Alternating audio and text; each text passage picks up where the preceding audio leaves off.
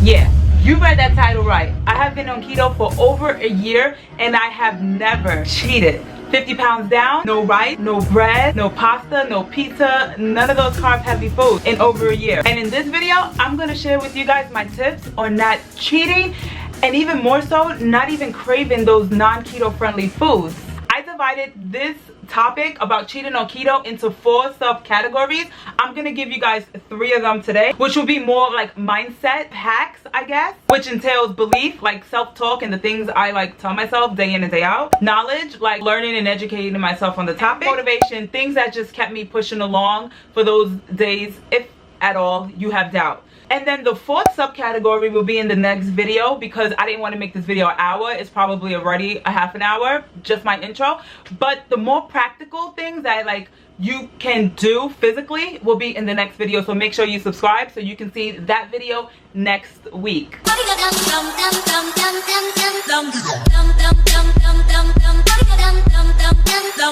Hey guys, welcome back to my channel. My name is Damaris, also known as Oshi Knows Keto, and here is where I document my keto weight loss thus far, and along the way I give you guys my tips, tricks, and secrets to my keto weight loss. And if you're into that sort of thing, make sure you subscribe so you can see more videos like this. Anyway, so as I just mentioned, I seriously never cheated on keto, and a lot of people find that hard to believe because most people fall off the wagon and get back on and fall off whatever cycle that they go on. But I am proud to say that I have never cheated on keto. And when I say cheated, I mean like I didn't eat rice, like beans, pasta, breads, like all those stuff that you can't eat on keto, like grains and corns.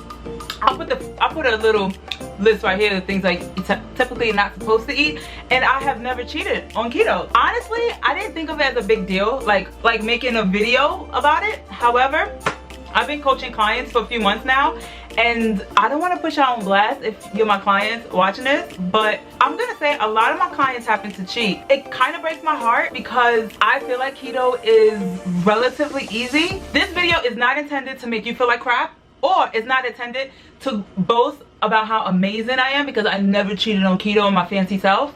But this video is to help you achieve your keto weight loss goals without falling off the wagon. Disclaimer, I just want to let you guys know there may be several factors that led up to me not cheating on keto. So for instance, before I started keto, I had relatively a healthy food diet, I guess you can kind of say. Like, yeah, I would eat chips and honey buns, and I was struggling with eating healthy for a long period of time. I just want to put that disclaimer, but I didn't go from not eating vegetables and eating unhealthy foods to going straight into ketosis. I do want to make that clear. And I also want to mention that I live with my boyfriend, and he has a really healthy diet as well, so I didn't have those temptations of having soda and juice. I'm looking at my cabinet, and like cookies and ice cream. Like, I didn't have those temptations in my house. Again, I don't know if that made a difference, but I do want to give you guys a disclaimer. And lastly, I do not want you to confuse with getting kicked out of ketosis and cheating as the same thing. I'm differentiating the two by getting kicked out of ketosis, which I have been kicked out several times. That would entail like maybe eating too much peanuts or too much salad dressing or too much ranch. Like, you overconsumed carbs, even if it was slightly, but the testing strip didn't read that. So that's what I consider just kicked out of ketosis. I don't consider that cheating.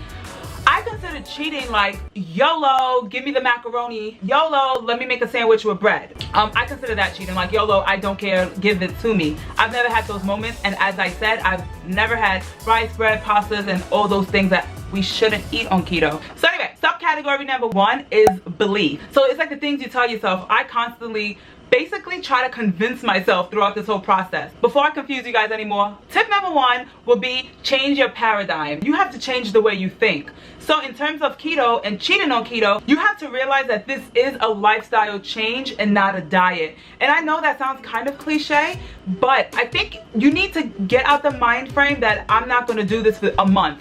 Now, if you're just doing like a 30-day challenge to see if keto is right for you, then this video or this portion of the video may not be suited for you. You have to kind of like just keep reminding yourself that this is not a diet. You're not just doing this just to lose X amount of weight and then you're gonna just ravage. Just to let you know, my plan is when I hit my weight loss goal, I don't plan on eating rice and stuff like that. I plan on maybe having like vegetables and any kind of fruit, but rice and all that I do plan on staying away from. So keto is long term. I know I hate that it says diet in the actual name, and it's so annoying, but do not view this as a diet. It is not a diet. It is a lifestyle change.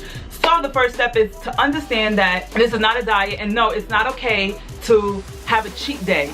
Because on diets you can have a cheat day, not on the lifestyle. You can't save up your calories so you can have a piece of cake or a big bowl of ice cream or some rice later. It doesn't work that way. Maybe the circumstances would be different if you already hit your weight loss goal, but if you're trying to lose weight, you have to just completely stay away from those things. Understand that it's a lifestyle change, not a diet. So secondly, it's kind of like the first one, but it was just my outlook on keto. Meaning I kept telling myself that keto was easy. Once I understood like what keto was, like the science behind it, it's science. I'm gonna discuss that more in a few tips later. And also, like, I read a lot of women's stories how keto was so easy and they were like 300 plus pounds overweight. It's that self-talk, you know. I just kept telling myself like, it's easy. If I do this, I will get this. If I do 1, 2, I will get 3. If I do A, B, I will get C. So tip number 3 is I loved how I felt not eating carbs. Anybody who's seriously on keto can tell you that you'll have more energy, you'll have less cravings, and most importantly for me, I was in control of how I ate, and I am rarely hungry. And it confuses me because I will eat thinking about what I'm gonna eat later. Like, that's how my life was before keto. Now, ever since I adapted keto, my life didn't revolve around food. Like, I can wake up, get dressed, head out for the day, and maybe pick something up, maybe. I used to like always think about what can I eat when I go here? Should I make something to eat before I go? Now, these benefits don't start right away, FYI, but they will come to that point. It took me about like a month or 2 to start really reaping the benefits. Step 4, believing in the process. Understands how keto works, kind of believe that it works. I don't want to be one of those woo-woo YouTubers like, oh, believe it and you can achieve it. But if you don't believe what you are doing is going to work, you're not going to give 100% of your effort.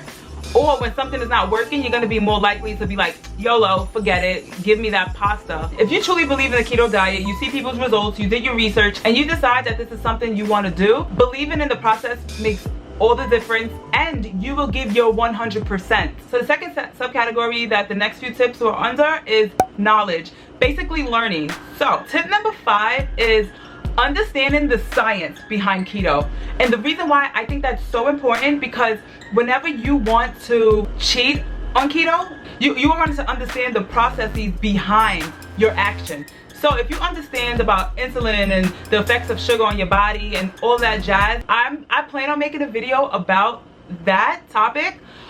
If you're interested, you can leave a comment down below, but for the sake of the length of this video, do your research before you start keto. Understand how it affects your body, what is it, all the processes that occur in your body when you're on keto, if you cheat on keto, just all that good stuff. So for instance, I understand the science behind keto and the way sugar affects our body. I did a lot of research on that topic. So if I was to ever be tempted, like on Thanksgiving, and I wanted some of that macaroni, I knew that if I put that spoon of macaroni in my mouth, 1, it'll kick me out of ketosis. 2, I'm gonna have all this sugar back in my body, so I'm gonna start craving, and then I'm not gonna be in control of the things I eat. Having that type of mental chatter can sometimes walk you off the ledge. And tip number 6 kind of piggybacks off what I just said when I mentioned how the effect sugar has on your body. So when I said that, I mean in terms of insulin and glucose, and again, I don't want to scare you or bore you. I also just want to make clear that besides that part of sugar, there's a study that shows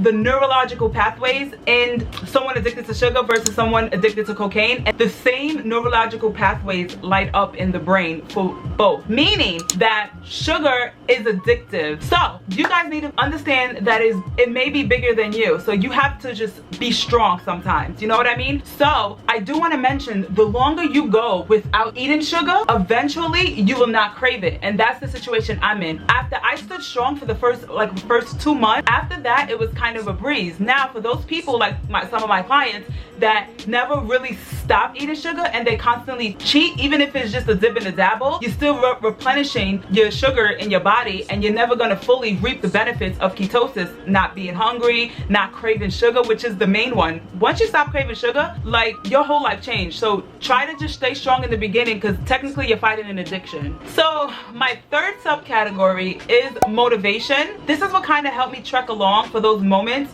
where I thought it wasn't working for me, because yeah, you can look back on all my videos, like, it wasn't always clean cut, you know. I had moments where I just wasn't losing weight, especially in the beginning. Maybe I didn't know what I was doing. There was multiple reasons, I'm sure, that I probably can't even remember why I wasn't losing weight, but that's not what this video is about. So my seventh tip was kind of the fear of reverting back. So when I started losing weight on keto, or even just feeling amazing on keto, I was afraid of not being in control of what I eat, or being hungry all the time again, and eating and thinking about what I'm gonna eat next. Also, I was afraid of potentially eating a carb heavy food and reverting back to my struggles before, because I can't recall a time besides on keto that I ever felt in control of the stuff I eat. So I didn't want to lose that, and I was afraid of losing that. And I knew, like I said about sugar addiction and all that, had I consumed foods that are carb heavy, even if it was like one day a week, I can revert back. And just a quick story, well, not a story, but just a quick snippet, I lost 35 pounds before I got pregnant with my daughter, and like, I was still in the midst of losing weight. I got pregnant, I had my daughter, and for the most part I lost most of the weight after I had her, but then slowly but surely, I think it's because birth control shot, I'm not sure, it crept up to my highest weight. And I was so disappointed, because like, I know the tools, I know what to do, but when I got pregnant, I started eating unhealthy foods. I didn't do keto, by the way, before my daughter. I just, that's a whole nother story. I didn't do keto, and all in all, I was just so afraid of kind of letting myself down again. So that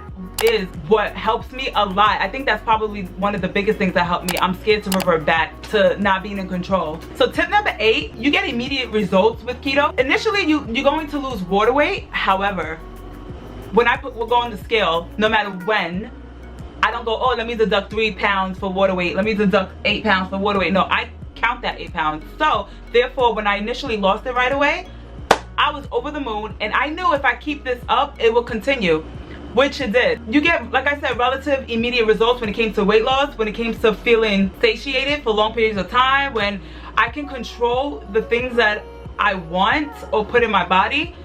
That was a big contributing factor for me not cheating on keto. And my ninth tip, I think, is really important as well, because my ninth tip was I researched #keto transformation so much, and I will always read women's stories. For a woman, or man, if you're a man out there, I'm sorry, but for a woman to be 300+ pounds overweight, to say it's easy to lose weight and you're not craving foods and stuff like that.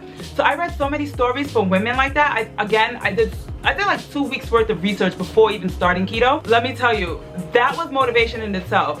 To see someone to lose 200 pounds on keto, 150 pounds, 100 pounds, and at that time, I needed to lose 70 pounds. I was just extremely motivated by these other women's stories. So I recommend reading other people's stories. Look on Instagram, #keto transformation, or Google keto success stories on YouTube. My 10th tip is my bonus tip. And I just want to tell you guys that I know this sounds cliche, but you kind of have to figure out your why. So personally, my why is by losing weight, I would be able to be more active with my daughter and not being dead tired. Like, that is probably my biggest, most happiest, most proudest moments currently, is when I can like go so far and we can walk so much, because do things and go to the park far away from us and walk the whole way and come home and not be dead tired. It used to hurt so bad that if we did go out and have a full fun day, when I used to come home, I would have to push myself to take my daughter a shower and get her dressed, and sometimes we'll have to prepare food. Like, I would be dead tired. I felt like I looked good, I just wanted to feel good. So bottom line, I just wanted to be active for my daughter. So that was my biggest why. So those are my 10 tips that helped me not cheat on keto. Those were more focused on like your mental and your paradigm shift. But make sure you subscribe so you can check out next week's video, where I'll be discussing 7 actionable tips that you can take that help me not cheat on keto. In this video, I just described my mental paradigm, and then next week's video, I'm gonna discuss like things that I did that helped me stay on track. So make sure you subscribe, and I just want to thank you guys so much for watching, and I'll see you guys in the next video. Bye.